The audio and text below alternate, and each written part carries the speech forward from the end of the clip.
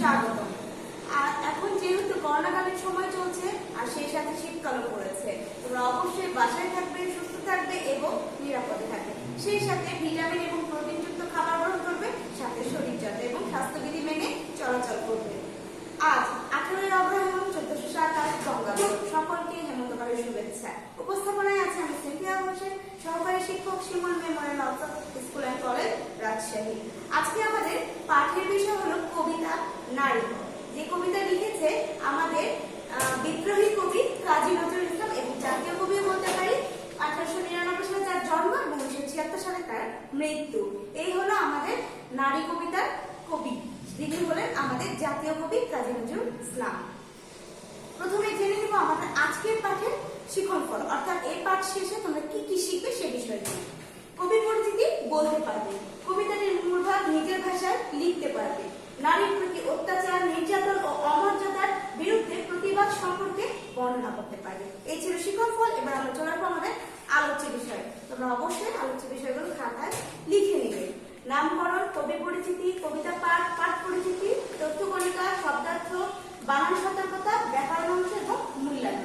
এর মধ্যে যেটি বলি যে তোমাদের পুনর্নির্বাচ সিলেবাসের কারণে ব্যাকরণ অংশটা আলাদাভাবে নেওয়া যাচ্ছে না, সেজন্য আমরা গদ্য অথবা পদ্যের সাথে ব্যাকরণ অংশটা নিয়ে নিচ্ছি।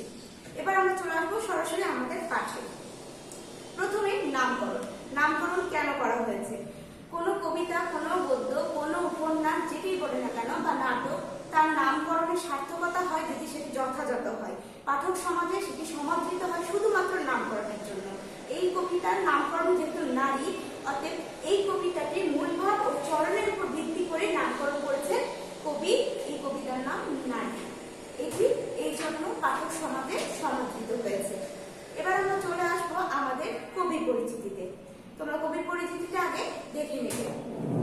কাজী নজরুল ইসলাম 1899 খ্রিস্টাব্দে 24শে মে, বাংলা সালটা আমরা মনে রাখবো, 1306 সালের 11 জ্যৈষ্ঠ বর্ধমান জেলার আসানসোল মহকুমা চুরুলিয়া গ্রামে জন্মগ্রহণ করেন। তিনি বিদ্যালয়ে পড়াশোনা শেষ করতে পারেননি।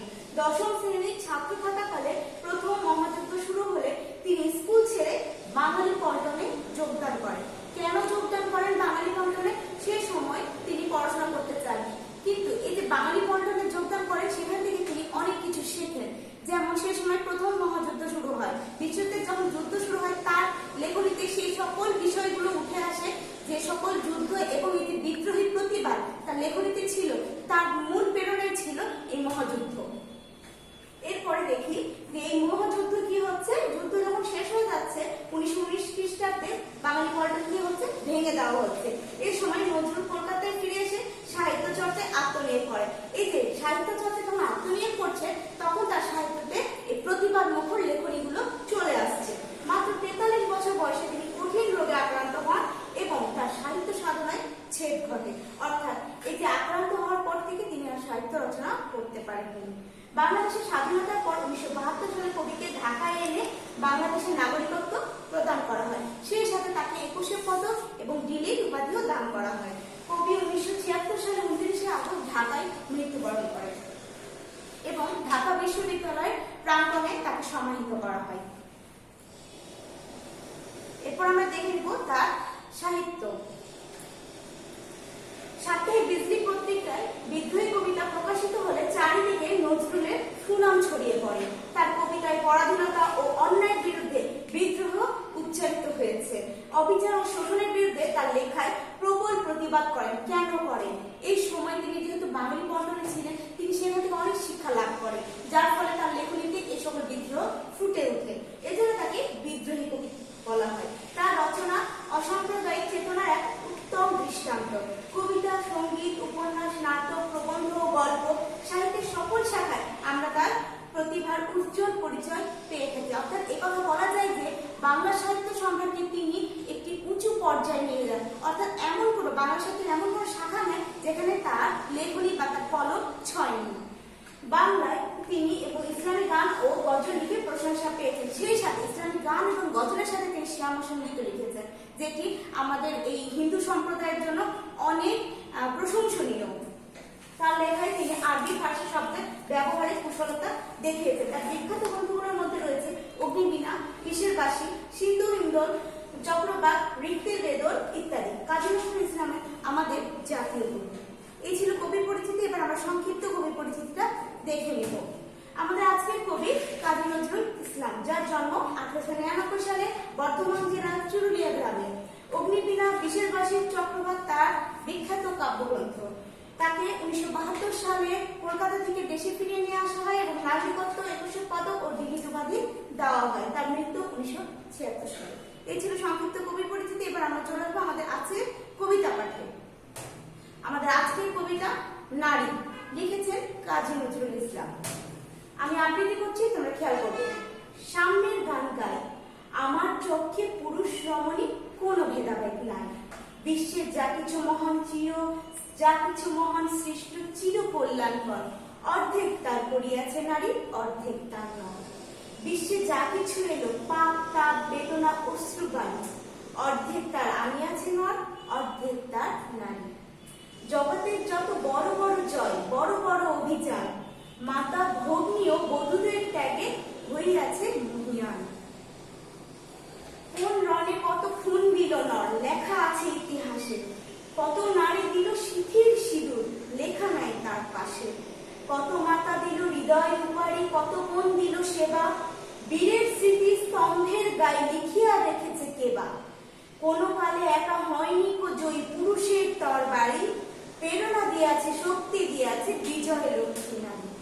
যদিও কবিতাটি আমি সংক্ষিপ্ত আকারে দিয়েছি, কারণ কবিতাটা অনেক বড়। তোমরা অবশ্যই সেটি পুরোটা পড়ার চেষ্টা করবে। আমরা কবিতা থেকে আগে বুঝে নেওয়ার চেষ্টা করবো লাইনগুলো যে কি বলছে কবি। সামনের গান গাই, আমার চোখে পুরুষ রমণী কোনো ভেদাভেদ নাই। এখানে সাম্য বলতে বোঝানো হয়েছে, কবি যেটা বুঝিয়েছেন সেটা হলো সমতা। অর্থাৎ কবি কখনই পুরুষ এবং রমণীকে আলাদা করতে চাননি। মানুষ হিসেবে দুজনকেই একই সমান চোখে তিনি দেখেছেন। বিশ্বের যা কিছু মহান সৃষ্টি চির কল্যাণকর, অর্ধেক তার করিয়াছে নারী, অর্ধেক তার নয়। এই যে এত কিছু সৃষ্টি করেছে, আমাদের বিশ্ব জগৎ যে সৃষ্টি হয়েছে, মহান আল্লাহ তাআলা যেটা সৃষ্টি করেছেন, সেখানে পুরুষের পাশাপাশি নারীকেও পাঠানো হয়েছে এবং তার সঙ্গ দেওয়ার জন্য পাঠানো হয়েছে। যে কারণে পাঠানো, দেশের উন্নয়ন এবং পৃথিবীর প্রতিটা ক্ষেত্রে নারী পুরুষের সমান অধিকার আছে। কারণ পুরুষ কখনো একা চলতে পারেনি, নারীর সহায়তায় নারী পুরুষ একসাথে চলেছে। বিশ্বে যা কিছু এলো, পাপ, তাপ, বেদনা, অশ্রুবাণী, অর্ধেক তার আনিয়াছে নর, অর্ধেক তার নারী। অর্থাৎ এখানে বলাই হচ্ছে, কবি এখানে বারবার করে বলছেন যে আমাদের পাপ, তাপ, বেদনা, অশ্রুবাণী অর্থাৎ কান্না, এই সকল কিছু যা কিছু পুরুষ যদি করে থাকে, সেই সাথে তার নারীও করছে। অর্থাৎ নারী পুরুষ সমানভাবে এই যত কাজ আছে, কল্যাণকর কাজ আছে, মহৎ কাজ আছে, সব কাজগুলো দুজনে একসাথে করেছে।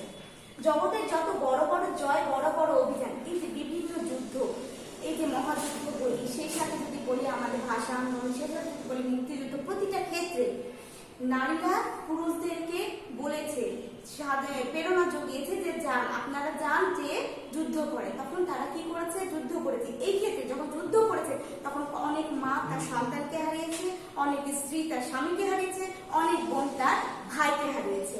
এই বিষয়গুলো তাহলে যে নারীগুলো বাসায় বসেছিল অর্থাৎ বাড়িতে ছিল, তারা কি করছে? প্রেরণা জুগিয়েছে বলেই পুরুষগুলো বাহিরে যে যুদ্ধ করেছে এবং অনেক মাতাও কিন্তু সেখানে জীবন দিয়েছে, অনেক স্ত্রী তার স্মৃতির সিঁদুর দিয়েছে, তার স্বামী গিয়েছে, মারা গেছে, তারপরও সে রক্ষা পায়নি।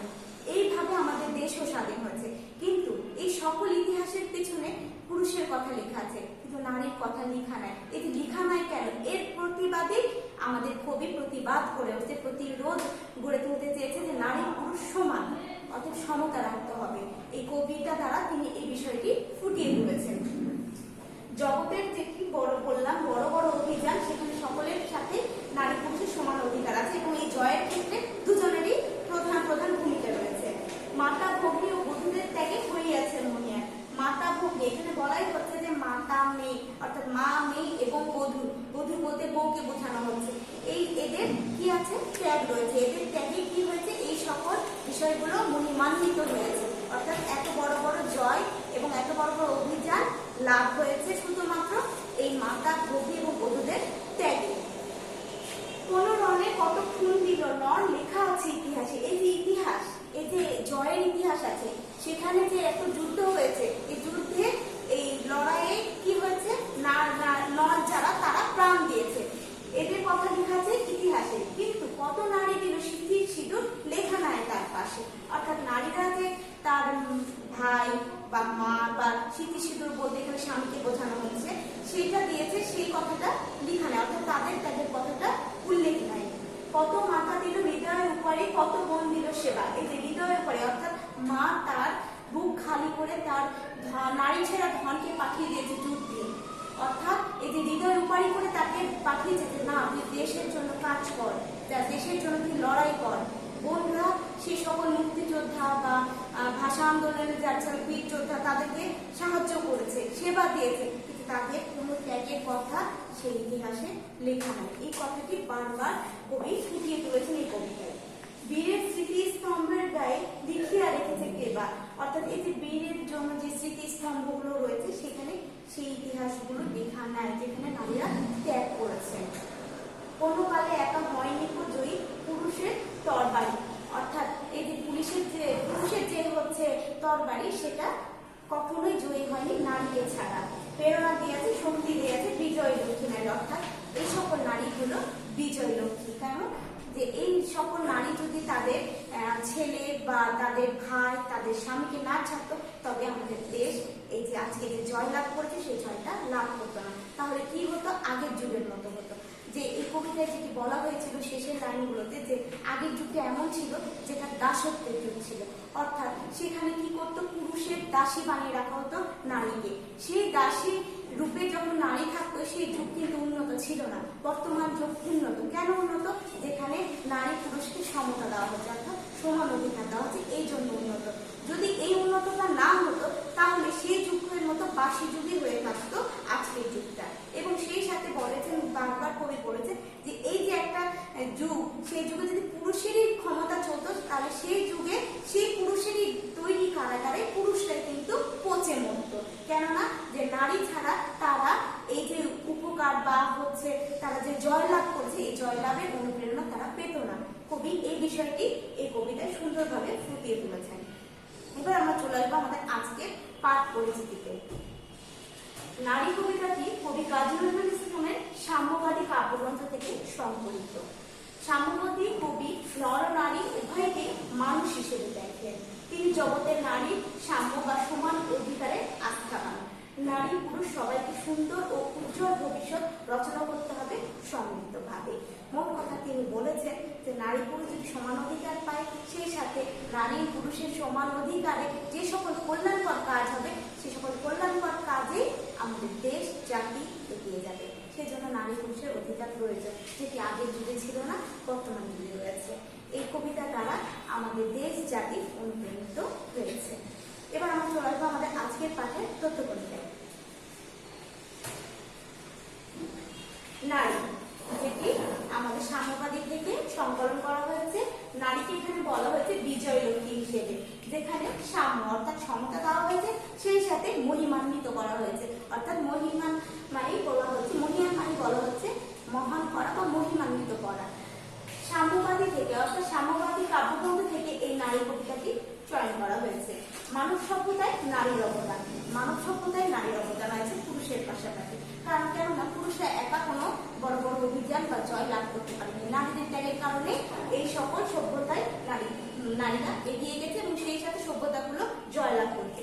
বীরের স্মৃতিস্তম্ভ, বীরের যে সকল স্মৃতিস্তম্ভ রয়েছে সেই সকল স্মৃতিস্তম্ভে কখনোই নারীদের নাম লেখা নেই, যেটি কবি বারবার বলেছেন নারীদের নাম লেখা উচিত ছিল। সম অধিকার, কবি এই কবিতায় ফুটিয়ে তুলেছেন নারী পুরুষের সম অধিকার। মাতা ভগ্নী ও বধূদের ত্যাগ, মাতা ভগ্নী এবং বধূদের ত্যাগের মাধ্যমে পুরুষরা গেছে দেশের জন্য যুদ্ধ করতে, দেশের জন্য লড়াই করতে এবং বিজয় ছিনিয়ে এনেছে। এই যে মাতা ও ভগ্নী ও বধূদের ত্যাগ, এই ত্যাগেই তারা মহিমান্বিত হয়ে আছে। এই ছিল আমার আজকের নারী কবিতা। এবার আমরা চলে আসবো আমাদের আজকের পাঠে। অবশ্যই চিত্রগুলো দেখে নাও তোমরা।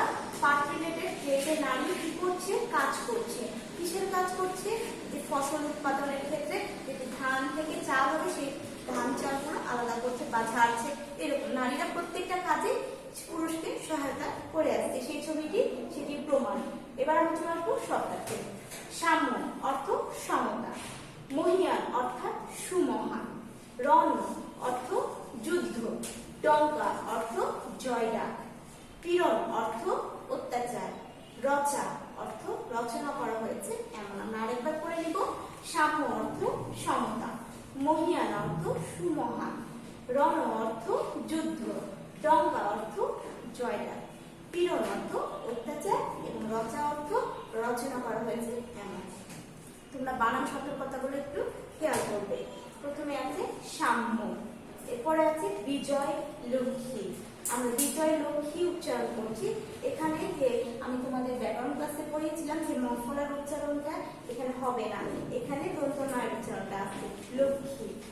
এখানে আছে শিথিল, বানানটা খেয়াল করবে, চন্দ্রবিন্দু আছে উপরে। সিঁদুর, চন্দ্রবিন্দু আছে খেয়াল করবে, লেখার সময় দেখে নিব। স্মৃতি, স্তম্ভ, দুটোতেই কিন্তু যুক্ত বর্ণ আছে। তরবারি, তরবারি রস্বইকার দেওয়া আছে। মহিয়ান, মহিয়ান হয় দীর্ঘইকার আছে। পীড়ন দন্ত ন, মূর্ধন্য লিখবে না। ডঙ্কা, উপাড়ি রয় শূন্য র, অশ্রু বাড়ি। এই ছিল আমাদের বানান সতর্কতা। এবার আমরা চলে আসবো আমাদের আজকের পাঠের ব্যাকরণ অংশ। আমাদের আজকের পাঠের ব্যাকরণ অংশ হলো লিঙ্গান্তর, অর্থাৎ লিঙ্গ কি সেটা আমরা জানবো। লিঙ্গ শব্দের অর্থ চিহ্ন বা লক্ষণ। লিঙ্গ শব্দের অর্থ চিহ্ন বা লক্ষণ। বাংলা ভাষায় এমন কতগুলো শব্দ আছে যেগুলো কোনটিতে পুরুষ জাতীয়, কোনটিতে স্ত্রী জাতীয়, কোনটি আবার স্ত্রী পুরুষ উভয়কেই বোঝায়। তাই এসব যেসব চিহ্ন বা লক্ষণ দ্বারা শব্দকে পুরুষ স্ত্রী, তাহলে আরেকবার করে নিই। লিঙ্গ শব্দের অর্থ চিহ্ন বা লক্ষণ। বাংলা ভাষায় এমন কতগুলো শব্দ আছে যেগুলো কোনটি পুরুষ জাতীয়, কোনটি স্ত্রী জাতীয়, কোনটি স্ত্রী আবার উভয় স্ত্রী বা পুরুষ উভয়কেই বোঝায়। তাই যেসব চিহ্ন বা লক্ষণ দ্বারা শব্দকে পুরুষ স্ত্রী বা অন্য জাতীয় হিসেবে আলাদা করা যায় তাকে লিঙ্গ বলে। এই লিঙ্গ চার প্রকার: পুংলিঙ্গ, স্ত্রীলিঙ্গ, উভয়লিঙ্গ এবং ক্লীবলিঙ্গ। এখানে পুংলিঙ্গ বলতে যে সকল শব্দ পুরুষবাচক শব্দকে বোঝায় সেটা হচ্ছে পুংলিঙ্গ, এবং স্ত্রীলিঙ্গ একইভাবে যেটা স্ত্রীবাচক শব্দকে বোঝায় সেটা হচ্ছে স্ত্রীলিঙ্গ। উভয়লিঙ্গ যদি বলি তাহলে পুরুষ এবং স্ত্রীবাচক শব্দ যেগুলো সেগুলো হলো উভয়লিঙ্গ, এবং ক্লীব হলো জড়, অর্থাৎ জড় পদার্থ জাতীয় যে সকল শব্দ আছে সেগুলো হলো ক্লীবলিঙ্গ। এবার আমরা উদাহরণ দেখলে বুঝতে পারবো। পুংলিঙ্গ বাবা, ছেলে, বিদ্যা, সুন্দর, ছাত্র, এগুলো হলো পুংলিঙ্গ বাচক শব্দ। স্ত্রীলিঙ্গ মা, মেয়ে, বিদুষী, সুন্দরী, ছাত্রী। উভয়লিঙ্গগুলো দেখি মানুষ, শিশু, কবি, সন্তান এবং শিক্ষার্থী। এই সকল শব্দগুলো কি উভয়লিঙ্গবাচক শব্দ। ক্লীবলিঙ্গ কলম, দুধ, খাতা, সুখ, দুঃখ, পানি। আশা করছি তোমরা এগুলো বুঝতে পেরেছো। এবার আমরা চলে আসবো আমাদের আজকের পাঠের মূল্যায়ন প্রশ্নে। প্রথমে আছে কত সালে বাঙালি পল্টন ভেঙে দেওয়া হয়? 1919 সালে বাঙালি পল্টন ভেঙে দেওয়া হয়। জগতের বড় বড় অভিযান কাদের ত্যাগে মহীয়ান? জগতের বড় বড় অভিযানগুলো ছিল মাতা, ভগ্নী এবং বধূদের ত্যাগে মহীয়ান। বীরের স্মৃতিস্তম্ভে গায়ে কার কথা লেখা নেই? নারীর কথা লেখা নেই। অর্থাৎ এই সকল মাতা, ভগ্নী এবং বধূ যারা ত্যাগ করেছিলেন, যাদের ত্যাগে এই সকল বীররা এগিয়ে গিয়েছিলেন মহাযুদ্ধে, সেই সকল বীরের স্তম্ভে নারীদের কথা লেখা নেই। কবি কাদেরকে বিজয় লক্ষ্মী বলেছেন? এই সকল মা, মাতা, সেই সাথে ভগ্নী এবং বধূদেরকে বিজয় লক্ষ্মী নারী বলেছে, যারা অনুপ্রেরণা জুগিয়েছে পুরুষদের। এই ছিল আমাদের আজকের পাঠের বিষয় মূল্যায়ন প্রশ্ন। এবার আগামী দিন তোমাদের ক্লাস হবে নাটক সুখী মানুষ। সকলকে ধন্যবাদ জানাচ্ছি এবং আগামী ক্লাস দেখার আশাবাদ ব্যক্ত করে এখানে শেষ করছি। সালাম আলাইকুম।